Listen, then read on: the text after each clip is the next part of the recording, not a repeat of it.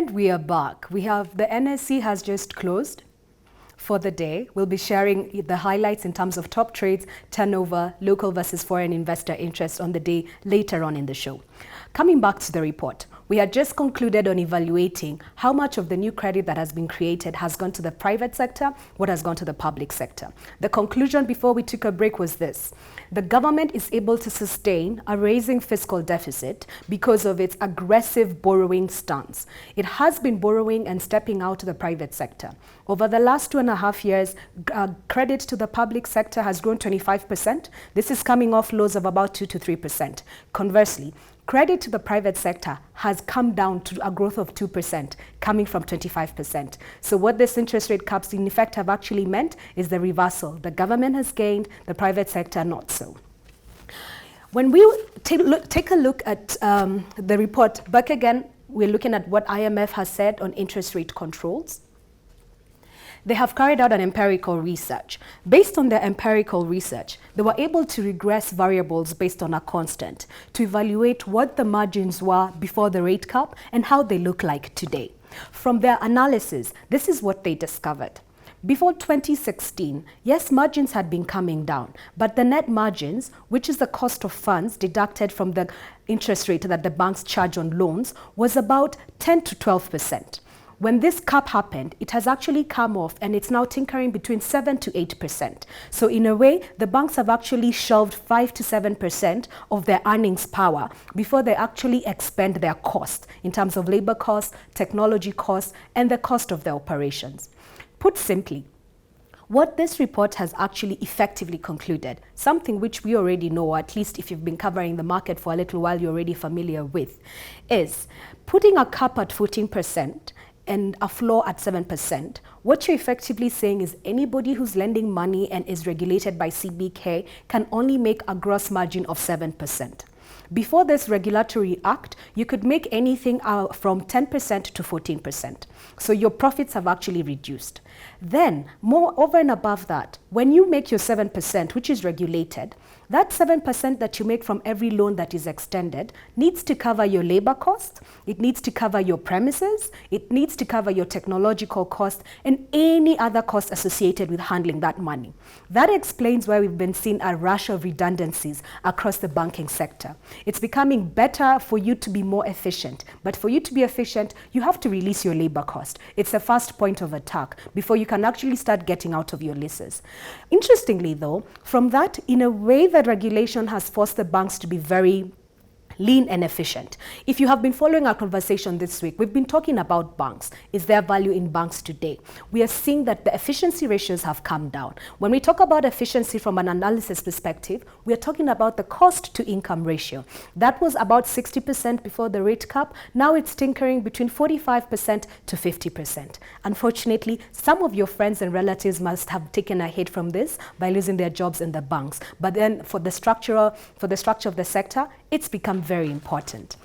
I'll bring your attention to this screen. It looks very complicated, at least to me. But put simply, what the IMF team has done, it has regressed each variable on a constant and on a time trend to be able to see, has credit been going to the SME sector or not? Based on this analysis, you have the first column here that shows you what was happening before the controls were introduced in 2016 and what is happening after the controls were introduced in 2016.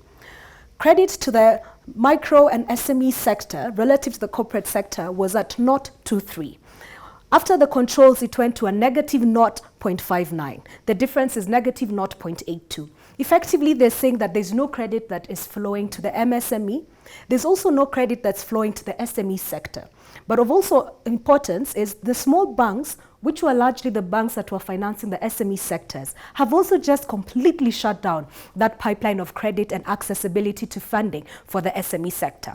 That could potentially explain why, again, our conclusions this week as we talk about the fiscal deficit have been, firstly, the economy is not growing. And if the economy is growing, it's mostly led by infrastructure spent by the government. But everybody on the street, the Mwananchi on the street, is unable to make ends meet because they don't have opportunities for business. This is captured quite clearly in this element. You can also see on the next line the public sector credit relative to deposits. That's the thing that's showing the most growth, from 0.11 to 0.22.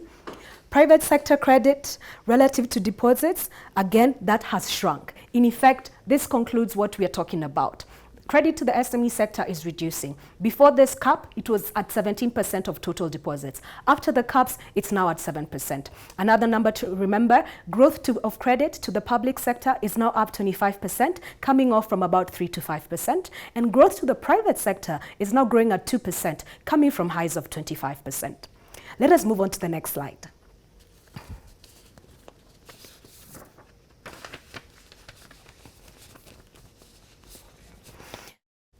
Touching just a little bit on what's happening in the private space. Really, the private space is you, it's me, it's any SME, it's any large corporate that's been borrowing from the financial sector. One key thing that has clearly come out from this report is when you actually introduce rate controls and you enhance the regulatory oversight over the banking sector, then financial disintermediation then begins to take effect. By financial disintermediation, what you're saying is that firstly, the government then begins to take the chunk of credit that was previously allocated to the private sector. And secondly, and most importantly for you and me, the banks stop lending and it allows for predatory lending. People outside of the financial sector then begin to see an opportunity. Shylocks or people on lending, on mobile lending apps, then are able to see that opportunity. They will give you that credit at 7% for a day or even 7% for a month. And we have seen people even coming back to us and telling us they're effectively borrowing at almost over 200% effectively for the year because they're always being charged a very high rate on a day-to-day basis. This is what is happening now.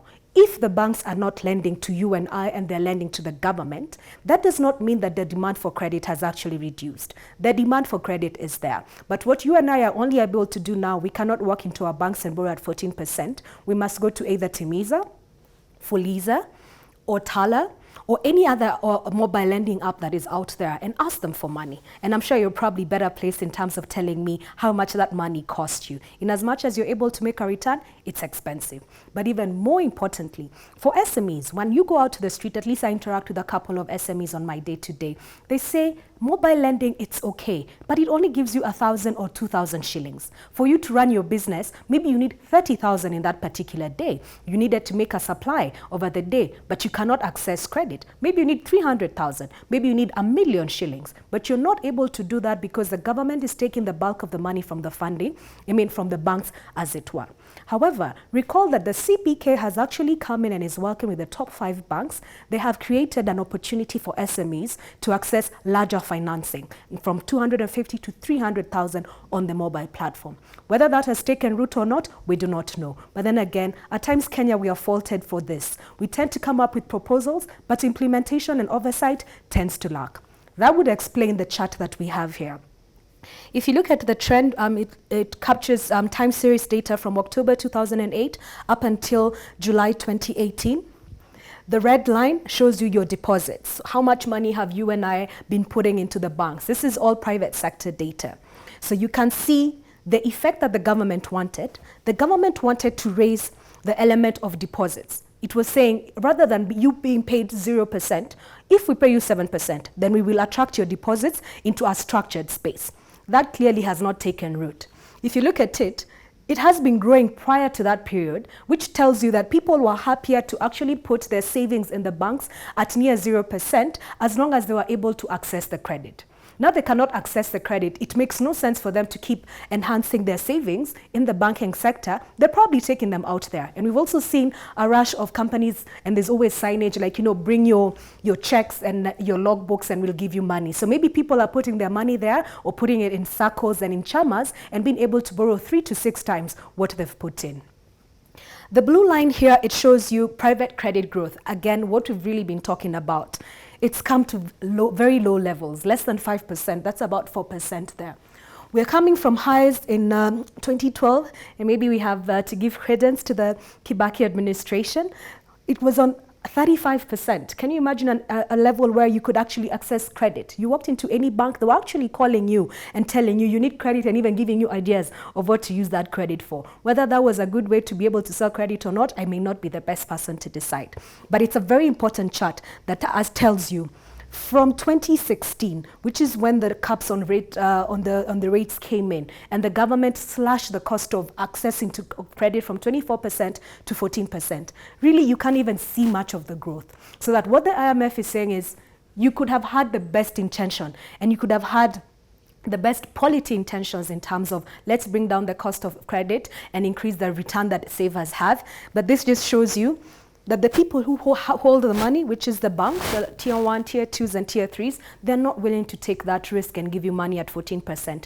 They would rather give that money to the government at 0%. I mean, the government, which offers zero risk compared to you and I, than to give it to you. Effectively, what that chart says. Moving on to the next chart.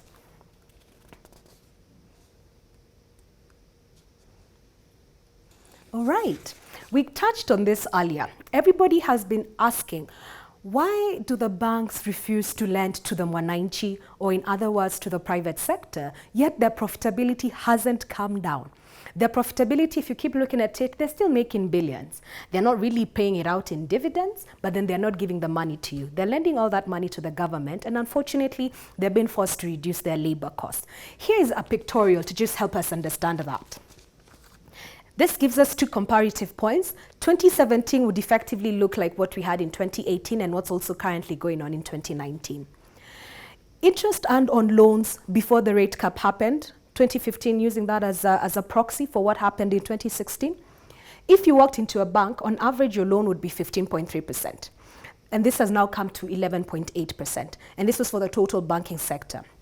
It's important to be able to differentiate the small banks from the large banks. Why? Again, this report captures that. What it says is when you begin to regulate and introduce an element of interest rate caps, which has been very strict in its application in Kenya, then in a way you end up supporting the growth and the profitability of the large banks because they have efficiencies of scale and they're able to absorb some of this cost and they have the capital base to absorb. But in a way you end up putting undue pressure on the tier 3 banks, the very small banks, because then they have been succeeding in an environment where they have high net worth clients and high net worth businesses that they're able to compete for deposits by paying them a premium. That's how they've been operating. When now you make the playing field equal, you effectively erode their competitive advantage, and you have seen a lot of consolidation as a consequence, with the liquidity ratios of these banks always coming under pressure time and time again. Let's have a quick look here at the first line, which is interest earned on loans. So you can see for a large bank in 2015, it was earning an interest of 13.7 if it gave you money, and that came down to 11.6 once the rate cap was introduced. For the small banks, you can see it was 14.8. The thing to compare here, small banks were earning 14.8 for every shilling that was lent out, compared to the large banks which were earning 13.7.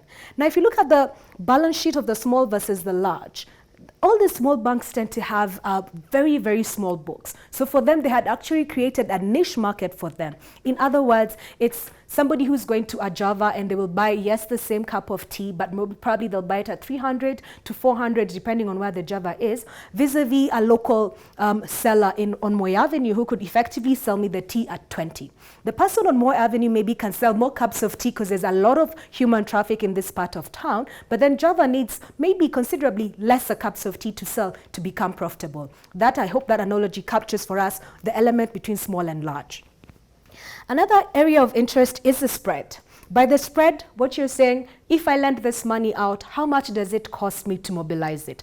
Again, going back to the tea example, if I am going to sell you a cup of tea at 20, how much does it cost me to buy the milk, to buy the water, to hire the person, and prepare that cup of tea so that I can make a profit? So by spread there, we're effectively saying that the banking sector was making 8.3%, 2015, a proxy for the pre-rate cap environment. That has been slashed to 6.6, in a way showing you what is happening. But look here. So for the large banks, you can see it moves from 10 to 8.5. That's a 1.5% erosion.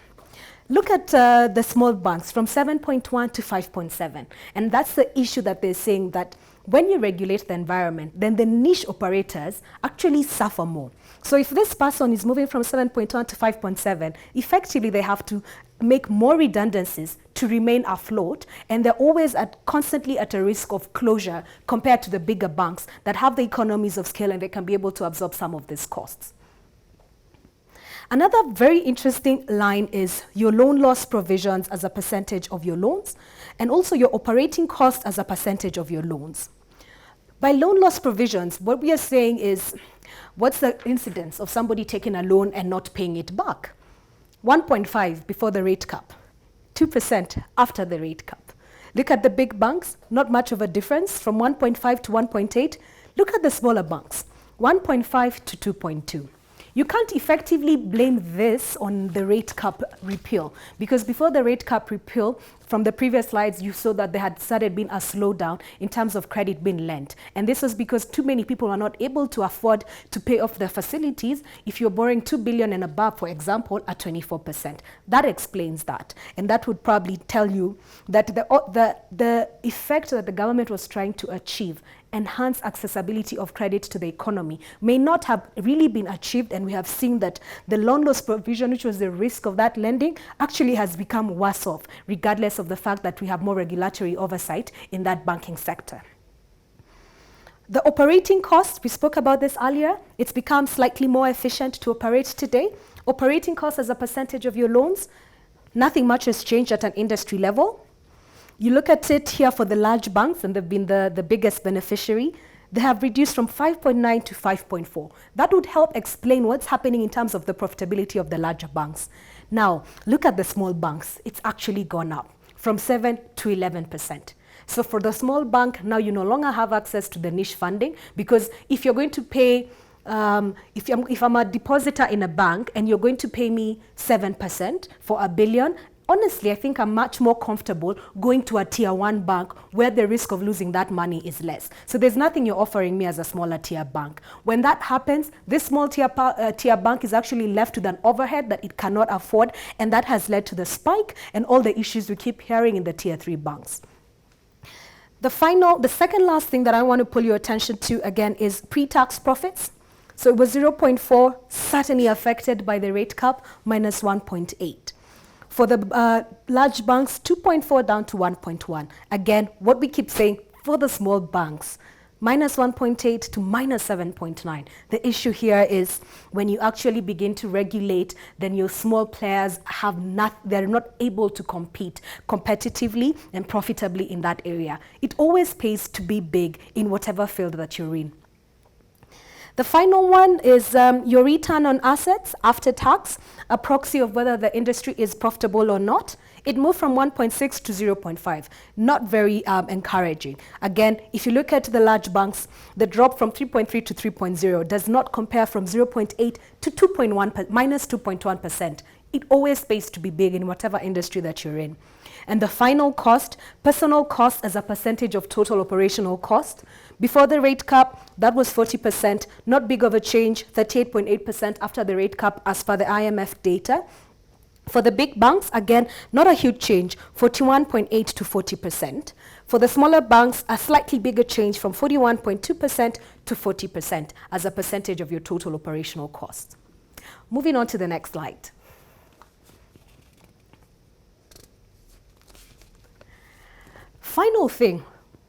Second last thing that this report says. When the intention of actually rating the cap was to say, we want to reduce the cost of credit in this economy. But maybe what happened after that was now the central bank was actually caught in a tight spot, because the role of the central bank is to be able to have an influence in the money markets through the central bank rate. The central bank rate normally tells investors what you need to be looking out for over the next 6 months, 3 to 6 months, in terms of inflation, in terms of interest rates, and what's the outlook on interest rates. With the rate cap, and remember the rate cap said, if you're going to loan any money, you can only loan it at 4% above the CBR being the reference point. The CBR is what the CBK has oversight and control and influence over. So their intention was to be able to bring down rates. And what happened is that failed, because you're in a space where I'm sitting at the central bank. If today the interest rates are coming down, or inflation actually tends to be one of the indicators of where the CBR needs to be. Inflation is coming down and the economy is doing, or we feel it's doing much better. If I reduce the CBR, which is the reference rate on the regulatory cap, to say 6% for argument's sake, that means that the banks can no longer lend at 14%, they have to all come back at 10%. When you put the banks who are the holders of the money at that level, there'll be absolutely no credit going out into the economy. So in a way, you're just left sitting like a lame duck. You can see what's happening, but you can never communicate to the market what needs to be happening or what they need to look out for. This chart captures that. When you're talking about the money markets and the element or the signaling of the CBR, which is the purview of the CBK in the money markets, you tend to look at the policy rate, which is the CBR rate. That's the red line there, more or less stable. Then you look at the interbank rate. The interbank rate, in a way, tells you what's happening with liquidity from a bank-to-bank perspective on a daily basis. Another interesting reference point is the 91-day T-bill, which is the green line. Again, a bit volatile in August 2015, but flat. Our reference point, remember, 2016. What has been happening there? The report concludes and says the red line, which is the policy rate, has actually been quite ineffective. There's nothing that the CBK could have done. But then the interbank rate has actually come down to lows of 2%. So you have days that it's high and you have days that it's low. Now it's at 2%, and it actually signals to the liquidity in that market. IMF says that what you have done in terms of capping your interest rates has been ineffective in terms of your monetary policy stance, and the CBK is unable to communicate effectively to the markets what they think their options are with regards to inflation and to interest rates. And finally, this report concludes and asks itself, what has happened to GDP? Did GDP actually grow, or did GDP come down? And was the government able to enhance the output of Kenya at a national level? They had a very interesting analysis. They focused on the SMEs, and I appreciate that they focus on the SMEs because this sector tends to be a proxy to the invisible hand and the invisible element of the sector that we do not see. So your mama mboga who's out there, who we may not be able to capture her financials on a day-to-day, and all these small businesses that make up the economic triangle of this country. Their conclusion was this: before the rate cap, of the total loans that had been extended in the country, 17% had gone to the SME sector. Can you take a wild guess what it is now? Only 7%.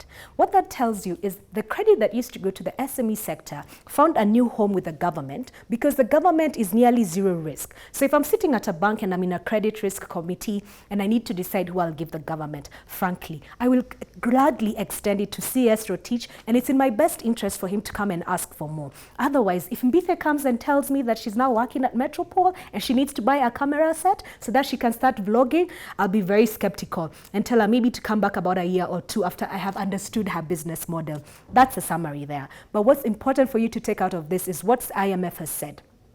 IMF said that because of this reduction in credit to the SMEs, the growth that we have forfeited as a country is anything between 25 bips to 75 bips. So in essence, if we had been extending credit to the SME sector, then the proposal to have 6.3% growth in terms of GDP, estimates that have come out from the government, could have been 6.4%. And considering that this rate cap had been there for about 2.5 years, say 3 years now, we'd have actually lost almost 3 percentage points in terms of the growth output of the country. Why is that an important sentiment? Remember that Kenya is operating on Vision 2030. We're on the third medium-term plan. And the initiative and the implementation of all the infrastructure spend that's happening is we want to become a medium-term country that grows at 10% year on year. So the question for you and for myself and maybe for the policymakers is, by cutting back on this rate cap, are you then on the path, or are you on the right trajectory to achieve that 10% growth if you keep on ignoring the SMEs? Before we end the show, we need to also analyze and evaluate the political element of what's happening when it comes to the rate cap. Recall, last year, this proposal was included in the finance bill during the budget reading. There was a lot of back and forth. I remember watching all the parliamentary sittings, my first time to actually feel like I was part of the parliamentary proceedings over that day. Constantly reading the Hansard, trying to get a sense of what are the parliamentarians thinking, what's guiding them, what's the motivation behind their decision. there was an affirmative, there was just a complete no, we are not going to do this, it's going to be very punitive. And we completely understand where they're going from. But what is interesting, what has happened over the last 12 months? For one, this is an educative tool that I think everybody needs to read and just become aware of what is happening at a policy level. We didn't have maybe this kind of support then, and I could say maybe there's a bit of ignorance in terms of what are the mechanics behind this rate cap and the impact it's actually had on the economy. Either that or there was no documentation on empirical data to say when you have done this, this is what has happened. Because all the commentary that we had, myself, my commentary included, was very subjective. Perhaps this can be able to aid in that conversation. I agree with the recommendations. If you want to be able to enhance your economic growth and for the banking sector in Kenya to continue growing and thriving, you certainly have to find a way to review. The IMF concludes in this report and says, rather than remove the complete rate cap, what they have seen happening in other countries is an adjustment of that ceiling. So rather than saying, number one, only 4 percentage points above CBR at 14%, why not be able to move it along? Don't go back to 24%, but give a bit of headroom so that people can be able to price risk. Potentially, that could happen. If that happens, you're an investor looking at the NSC. As of markets today, this week we've been talking about banks. This is what you need to remember. Today, they're trading at 1 times book. The last time we saw this, 18 months ago. Again, they're giving you a dividend yield of between 8 to 9%, something that you want to consider. And the final thing is the return on equity, which is evaluating their profitability, is now at 17 to 20%. This country still has a lot more to do. This rate cap has been beneficial for the sector. It has consolidated the sector and it has enhanced innovation and it made it very efficient. So today you're looking at banks that are considerably cheap, that are sitting on potential 5 years out. You need to be looking out for it. The consensus point here, some of the key names that you need to look out for, there's certainly KCB and there's Equity. Those are the top names that we've had. We need you to keep it on this show and we'll keep giving you more insights and data to be able to enhance your investment returns. Thank you once again and good evening.